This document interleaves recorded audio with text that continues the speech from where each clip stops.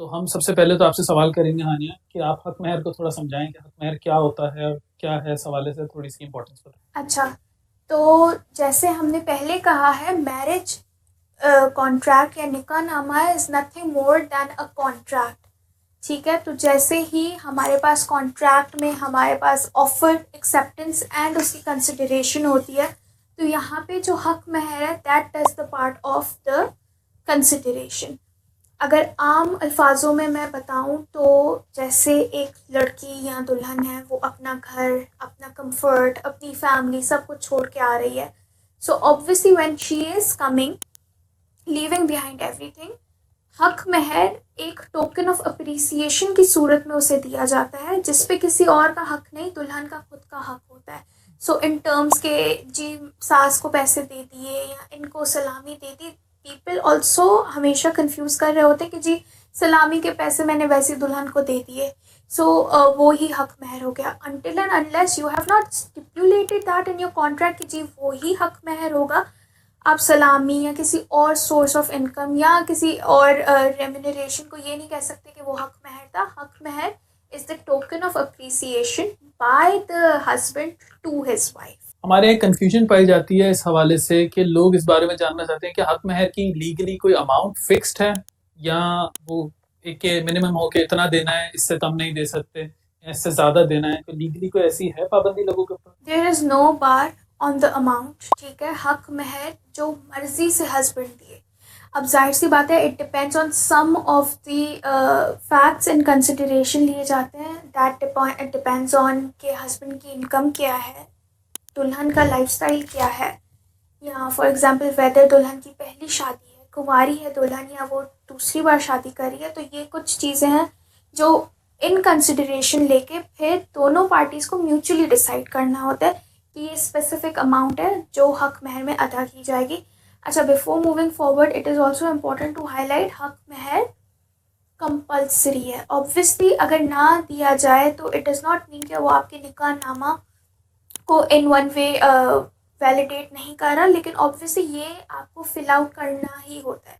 बेशक जितनी भी अमाउंट हो, लेकिन आपने लिखना तो होता ही है। उसके अलावा इवन जो आपके मौलाना या मौलवी साहब है, वो भी आपका निकाह कैरी फॉरवर्ड नहीं करेंगे if this amount is not stipulated. ठीक है। मजीद इसके हवाले से निकाहनामा में हमें दो लफ्ज़ पाए जाते हैं जिनके हवाले से लोग काफ़ी कंफ्यूज होते हैं। वो है मुअज्जल और गैर मुअज्जल। ये हक महर के हवाले से आप थोड़ी सी क्लैरिफिकेशन दें कि हक महर क्या इमीडिएटली पे करना होता है या हक महर बाद में भी दिया जा सकता है? इस हवाले से थोड़ा सा सो बताएं। बेसिकली अभी जैसे ही हमने स्टार्ट किया टॉकिंग अबाउट द निकाहनामा, हमने यही कहा कि one can see go over the contents of it. ज़रूरी नहीं है कि एग्जैक्ट आप उसी दिन देखें, उसी दिन पढ़ें एंड जस्ट आप जल्दी जल्दी में साइन कर दें। आप बैठें, आप सोचें, आप देखें और उसके बाद साइन करें। ठीक है। सो ऑब्वियसली दोनों पार्टीज ने साथ सोच के करना होता है। जो हक महर है उसकी जो भी अमाउंट है, जैसे हमने पहले कवर कर चुके हैं कि वो दोनों पार्टीज़ की एक म्यूचुअल अंडरस्टैंडिंग होती है। अब वो दो तरीक़ों का हो सकता है, मुअज्जल जिसे हम प्रॉम्प्ट कहते हैं, और गैर मुअज्जल जिसे हम डेफर्ड कहते हैं। प्रॉम्प्ट मीन्स के upon the signing, upon the marriage, जैसे ही आपका निकाह नामा कंक्लूड हो गया, आपका निकाह कंक्लूड हो गया, आप उसकी अदायगी कर सकते हैं। डेफर्ड का मतलब ये होता है कि अपॉन अ सिचुएशन अराइजिंग। ठीक है। सो फॉर एग्जाम्पल, अगर मैं अपने निकाहनामा में आई गो फॉर अ डेफर्ड हक महर, so it means that it गैर विल, मुअज्जल। गैर मुअज्जल, तो it means it will be arising solely on a condition or something that is happening. अब गैर मुअज्जल में अमूमन जो हम देखते हैं कि कैसे और कब लागू होता है, तो वो ये होता है usually on the death of the husband, या फॉर एग्जांपल अगर हस्बैंड आपको तलाक दे रहा है, डिवोर्स दे रहा है, फिर एक कंडीशन अराइज हो गई जिसकी वजह से हक महर की अदायगी होती है। नाउ फॉर एग्जांपल, आपने प्रॉम्प्ट लिया है, आपने अपने निकाहनामा में you have opted for prompt हक महर, मुअज्जल।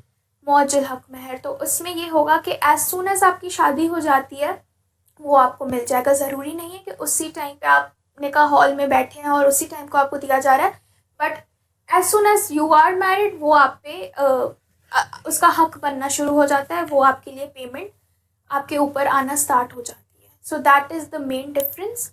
अच्छा, काफ़ी लोग ये कंफ्यूज हो जाते हैं कि क्योंकि वो प्रॉम्प्ट है इट मीन्स इमीडिएटली अभी फौरन देना आप है। अभी ही देते हैं तो ये नहीं है। प्रॉम्प्ट का मतलब starting with effect to any day now, क्योंकि शादी हो गई अब आपको देना इसका मतलब जल्द अज जल्द आप इसको जल्द अदा मतलब कर आप जब भी देना चाहें आप दे सकते हैं। That is the exact meaning.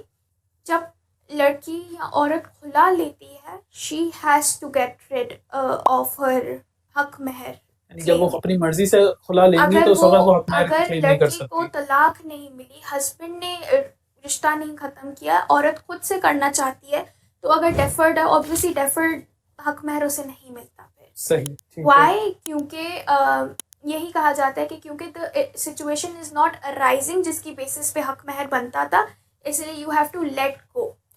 Prompt के लिए डिफरेंट जूरिस्प्रूडेंस डिफरेंट एक राय कायम करती है। कुछ कहती हैं कि अगर आप पैसे दे चुके हैं, अगर आपने हक महर ऑलरेडी दे दिया है, then you are not suppose to return it.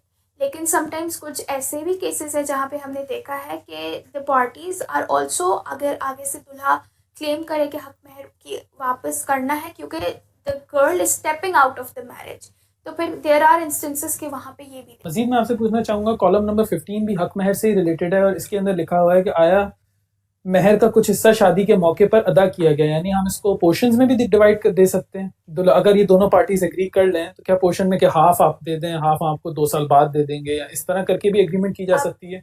जी, तो अब यही है कि यहाँ तो फिर आप उसी टाइम पे जब आपकी शादी हो रही है यू गिव द हक महर। इफ़ नॉट, आप एक पोर्शन दे सकते हैं, आप 1% दे सकते हैं, तो अगर है तो you fill out the column. If not तो फिर आप उसे नॉट एप्लीकेबल या this does not apply to you की बेसिस पे आप उसे स्किप आउट कर सकते हैं कि हमने कोई भी इसका पार्ट नहीं अदा किया। अब हम आगे चलते हैं कॉलम नंबर 16 की तरफ।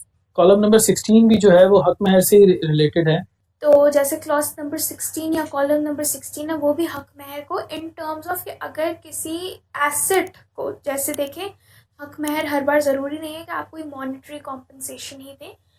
If that monetary compensation is being reflected through an asset, तो वो भी हम लिख के दे सकते हैं। प्रॉपर्टी, जो कुछ भी गोल्ड, तो हम वहीं पे लिख देते हैं जहाँ पे हक महर लिखना होता है स्पेसिफिकली। लेकिन अगर क्योंकि ज़मीनी चीज़ों में ये आ जाता है, ट्रांसफ़र ऑफ टाइटल होता है, दूसरी चीज़ें होती हैं, तो इसे स्पेसिफिकली से एक अलग ब्लैंक दे दिया गया है कि अगर जहाँ पे प्रॉपर्टी या लैंड आपका ट्रांसफ़र होके हक महर में आपकी बीवी के नाम पे आ रहा होगा, तो ये स्पेसिफिक अलग ब्लैंक है इसके लिए।